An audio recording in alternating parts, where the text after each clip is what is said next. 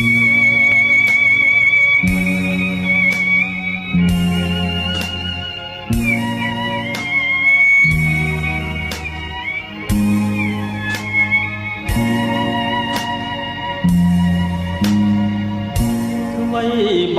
ក្នុងពោះ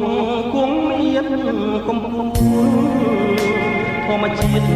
នុងលោកទាំងមូលគង់មានបណ្ដូលនៃចិត្ត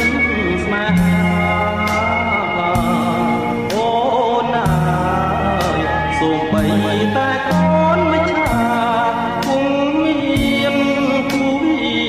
អនិច្ចាដូចធូរ